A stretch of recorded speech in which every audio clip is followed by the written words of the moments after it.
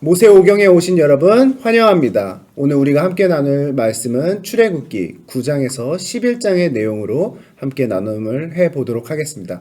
오늘도 나눔을 함께할 두 친구를 소개하도록 하겠습니다. 인사 한 번씩 해줄까요? 안녕하세요. 안녕하세요. 네, 우리 어색한 인사. 네, 오늘 우리 본문을 함께 나누게 될 텐데 9장서부터 이제 가축의 죽음으로 시작하여서 10번째 재앙까지 이렇게 하나씩 나옵니다. 가축 재앙을 내리시고 또 악성 종기, 우박, 메뚜기 떼, 암흑 그쵸? 그리고 장자의 죽음의 예고까지 그 모든 것들을 하나님께서 이루시는데 이 중간중간에 하나님께서 매 재앙을 똑같게 임하시는 것이 아니라 조금은 다른 것들이 생겨나기 시작해요. 근데 전도사님이 이걸 앞에서 얘기를 하면은 질문이 사라지겠죠? 그래서 네, 상황 내용은 우리가 무슨 재앙이 있었는지만 조금 한 번씩 본 걸로 하고 과연 이 재앙들 가운데 우리 친구들이 궁금했었을 내용은 무엇인지에 대해서 함께 나눠보도록 하겠습니다. 누가 먼저 질문해 줄까요? 제가 하겠습니다. 네. 제 질문은요. 우박과 불덩이가 우박에 맹렬하게 섞여 내려서 짐승과 밭에 있는 모든 것을 친 이유가 저는 이렇게 읽으면서 궁금했어요.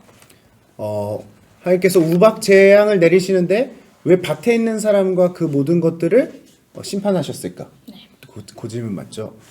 그런데 오늘 우박 재앙은 남다른 특징이 하나가 있습니다. 무슨 특징이 있었을까요? 혹시? 무거운 우박? 네. 우박 재앙을 하는데 다른 재앙들과는 다르게 실질적으로 피할 길을 제시를 해주세요. 우박을 내리는 심판을 할 텐데 그때 뭐 하라고 이야기를 하시냐면 9장 19절에서 21절의 내용을 보시면요. 절대 밭에 사람들이 있게 하지 마라라고 이야기를 해요. 그건 뭐예요? 여태까지 보여주셨던 재앙 가운데 하나님을 향한 무슨 마음이 있는지 없는지에 대한 테스트일까요? 신뢰 아닐까요? 신뢰. 그렇죠. 신뢰에 조금 하나님을 향한 무슨 마음이 더해져야 될까? 그렇죠. 하나님은 어쨌든 말씀하신 대로 심판하실 거라는 신뢰도 있어야 되고 또 뭐가 있어야 될까요? 지금 재앙을 내리심으로 인해서 이스라엘 백성들과 애굽 사람들에게는 하나님을 향한 무슨 마음이 계속 생겨났을까요? 조도쌤이 설교 시간에 이 단어를 되게 많이 얘기를 했는데 경외? 그렇습니다. 경외. 그렇죠. 과연 너희가 나를 진정으로 경외하고 있는지 안 하고 있는지 한 테스트였어요. 그런데 오늘 말해준 이 우박 재앙이요. 되게 재밌는 일이 벌어집니다. 어떤 일이 벌어지냐면 애굽 사람들도 그 소식을 듣고 집에 들어가는 사람이 생겼다는 거예요. 그렇죠. 원래는 이스라엘 백성들만이 뭔가 이제 점점 보호하시는 흐름이었는데 이 우박 사건을 통해서 어떤 일들이 벌어지는 거냐면 진짜 하나님 애굽 사람임에도 불구하고 하나님을 경외해서 그 하나님께서 미리 예언하신 그 예언에 대해서 두려워하는 사람들, 그래서 집안에 숨어 있었던 사람들, 그 사람들도 뭐에 이르게 된 거예요? 결국 구원에 이르게 된 거예요. 그래서 어쩌면 이 본문 안에서도 하나님께서 이방인을 향한 구원, 그러니까 택하신 이스라엘 백성들만을 위한 구원의 일하심이 아니었고 철저하게 이런 족속을 구원하시는 게 아니라 하나님의 말씀을 경외하고 있느냐 없느냐를 테스트하시고 경외하는 자들은 누구든 구원에 이르게 하실 수 있는 하나님이라는 것을 나타내 주셨다는 거예요. 네. 그래서 요 우박 재앙이 정말 신학적으로도 너무나도 깊은 메시지를 담고 있는 재앙 중에 하나였습니다. 때로는 우리가 지금 나눈 것들도 있지만 때로는 하나님께서 하지 말라라고 하신 것들이 많잖아요. 안 믿는 사람들 중에서도 그 하나님 말씀 어설프게 아는 것들로 좀 행하고 사는 사람들도 있거든요. 그렇죠? 뭐가 있을까? 술 취하지 말라도 있고 너의 혀를 함부로 해서는 안 된다. 이런 것들도 그들도 다 알고 있는 건데 그래서 어떻게 해서든 좀 지켜보려고 발버둥 치는 사람들도 있다라는 거, 그렇죠? 근데 이제 우리는 철저하게 행위로 구원받는 건 아니니까. 그들이 참 예수님을 구주로 믿어라 하는 그 말들도 좀 신뢰하고 나아갔으면 좋겠는데, 그죠? 약간 지금의 이 반응들도 똑같아요. 예수 그리스도를 믿지 않으면 죽음에 이르게 된다는 것 우리는 다 알고 있는 사실이잖아요. 그런데 너네가 죽음 이후에 심판이 있을 거라는 우리가 메시지도 알고 있는데 세상 사람들은 그걸 들음에도 불구하고 그게 경각심으로 다가와서 믿는 사람들은 동일하게 구원에 이르게 되는 건데, 그렇죠? 그런데 그런 복음을 듣고도 하나님을 향한 경각심과 그분의 심판에 대해서 두려워하지 않는 사람들은 그거에 대해서 무관심할 때가 참 많게 되는데, 요런 것들을 하나님께서 이미 이 재앙을 통해서 이렇게 일하시는 하나님이라는 것을 좀 알려주신 것이 아닌가라는 생각을 해보게 되는 것 같습니다. 네, 좋은 질문이었고, 두 번째. 네.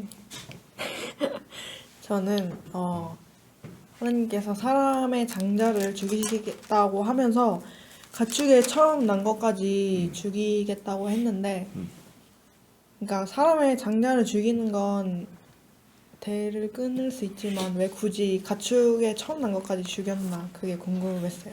네, 우리가 그 가축에 대해서 조금 생각을 해봤으면 좋겠는데, 가축에 대해서 우리는 늘 구원의 대상이 사람으로만 한정짓게 되는 생각을 가질 때가 좀 많거든요. 그렇죠?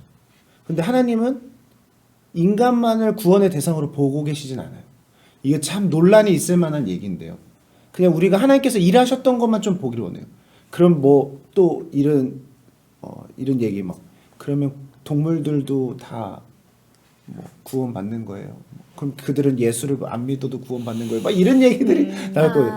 본질은 그게 아니고, 여기에서 나누고자 하는 본질은 그거 아니고, 세상 만물은 다 하나님의 보호하심과 돌보심 가운데 있다라는 것을 좀 생각을 해야 되는데, 아주 좋은 질문인 게, 이거는 우리가 다른 관점으로 좀 나눔을 해봤으면 좋겠어요.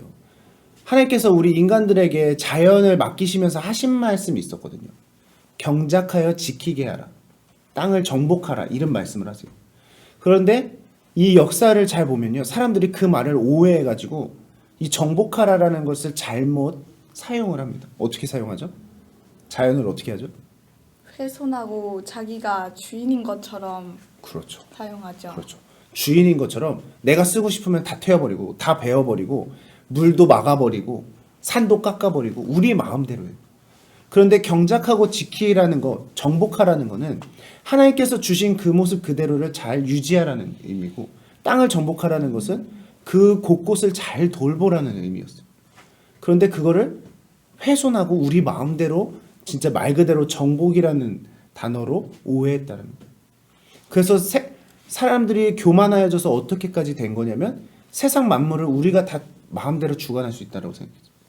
그런데 그 교만 때문에 도리어 우리가 행했던 그 열매들을 우리가 지금 먹고 있는 모습들을 발견합니다. 이런 전염병도 그럴 수도 있고요. 그렇죠? 자연재해들 있죠. 나무를 하도 베버리니까 산사태 같은 거, 그런 것들 다 피해가 누구에게로 와요? 다 우리에게 오는 거예요. 이산화탄소 뭐 이런 것들 다 하면서 공기 오염시키고 했던 열매 다 우리가 먹고 있어요. 그렇죠? 하나님께서 이 가축들도 돌보시고 가축들도 구원의 대상으로 여기신 게 요번이 처음이 아닙니다. 언제가 있을까요? 가축들도 구원에 이르는 대상이 될 수 있다? 언제? 노아의 노아의 방주 때 배를 만들으라는 것을 얘기하셨을 때 많은 인간들은 다 조롱했어요. 미쳤다, 쟤. 뭐 하고 있는 거냐? 그렇죠? 그런데 그 배를 지으라고 하실 때 노아는 철저하게 하나님이 시키신 그대로 다 순종했거든요. 그런데 하나님께서 노아에게 요구하신 게 또 하나가 있었죠. 뭐 하라고 하셨죠?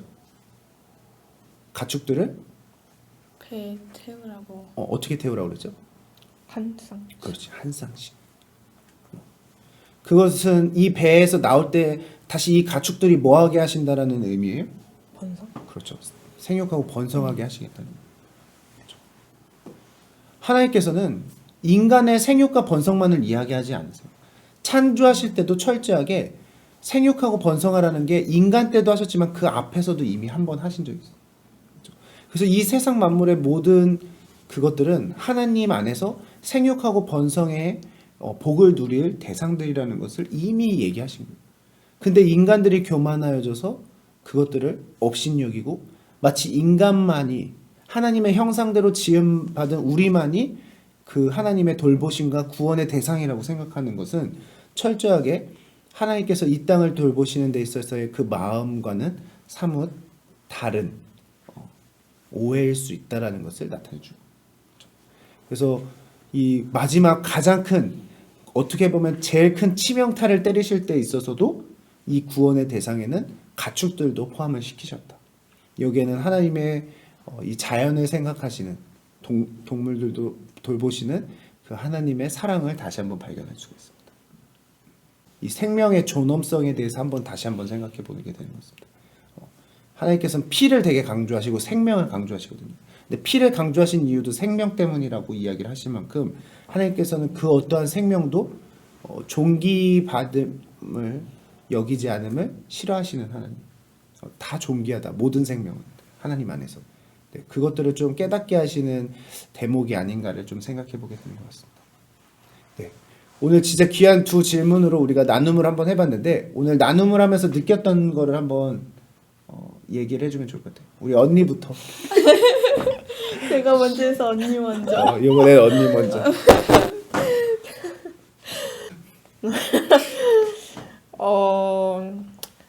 말씀을 읽으면서 그러니까 궁금했던 점이 좀 많이 생겼었는데 그 궁금증이 풀려서 그나마 그러니까 말씀이 기억에 잘 남을 수 있게 된 것 같고 제가 평소에 가졌던 이런 편견? 약간 그거를 깰 수 있었던 것 같아요. 네. 저도 평소에 하지 못했던 경험이었었는데 이렇게 전도사님이랑 서연 언니와 함께 값진 경험을 해서 너무 좋고요. 구원에 대한 고정관념을 살짝 가지고 있었는데 이번 기회를 통해서 고정관념을 깨고 자연은 우리가 말 그대로 지휘하고 내가 막 사용하는 것이 아니라 보존하고 지켜야 된다는 것을 좀 깨달은 것 같아요. 아주 귀한 나눔이었습니다. 우리 영상을 시청하시는 성도님들도 한 번쯤 이 자연에 대한 그리고 이 생명에 대한 생각들도 한번 다시 정리가 되시는 시간이 되셨으면 좋겠고 하나님께서는 철저하게 혈통이나 이 특정 집단만을 구원하시는 하나님이 아니라 철저하게 하나님의 말씀에 순종하고 하나님께서 예비하신 그 구원의 길에 나아가는 자들이 구원을 이룰 수 있게 하시는 하나님이라는 것을 좀 묵상하면서 내가 과연 하나님께서 예비하신 길로 온전히 나아가고 있었는지에 대해서 고민해 보시는 오늘 이 시간이 되셨으면 좋겠습니다. 우리가 그것들을 고민해 보면서 오늘 영상을 마치도록 하겠습니다. 우리 인사하고 마칠까요? 여러분 안녕.